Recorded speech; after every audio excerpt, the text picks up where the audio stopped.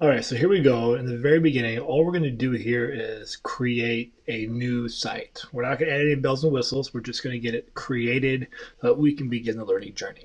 So on the self-paced PD website page, you're going to see that I've already provided you this particular link. You can go to site.google.com/new, as you can see right here, and it's going to take you to this page. It's going to look just like this. Now, depending on your usage of Google Sites, I have all the sites that I own right here that I've created. You can see I use Google Sites quite a bit for global projects. I use it for professional development. I use it when I present at conferences. I use it when I'm doing work with districts. I've seen teachers use Google Sites for kids to create their own portfolios. I've seen kids use it to kind of showcase a project from start to finish. I've seen kids use it if they're creating like a product or they're pitching something to the community.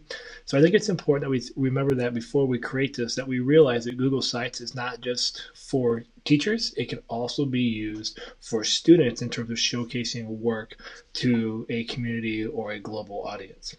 So down here is where all your sites will house, and this will update every time you open up one of these. It'll trump and move to the top, and these are all organized by when they were last opened, as you can kind of see down here.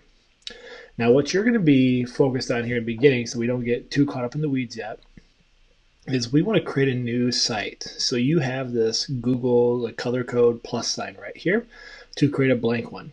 Now, I just want you to be aware that there is a template gallery. We're not going to use these right now because if you're getting started with Google Sites, if you happen to mess up a link or something on a template, sometimes it can just cause more confusion than what it's worth. But I just want you to realize once you get comfortable with Google Sites, they have several different templates that you could use and then adapt to your needs.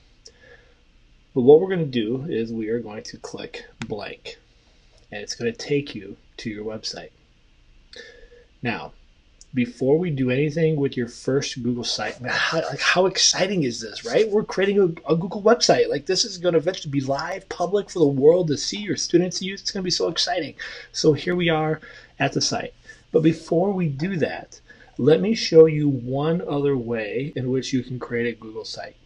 And so what you can do is in your Drive, when you're in your Google Drive, you can go here to this new, and just like we've done with creating a Google Doc or a new slide or uploading a file or folder, you have these options. But under more, you have an opportunity here. I'm not going to click on it because I don't want to create another one. But if I were to click this Google site, it's going to automatically create a default site for me, just like we did previously.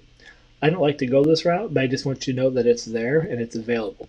And this leads me to a second point, that when you go and you create a Google site, this will be stored in your Drive. So you're going to be able to search and sort your sites just like you would a Google Doc, a Google Slide, a Google Form. It'll show up in your Drive directory. Okay, so there we are. Step one, we've created the site. Now we're going to move into step two and take a look at what in the world is it that we're looking at.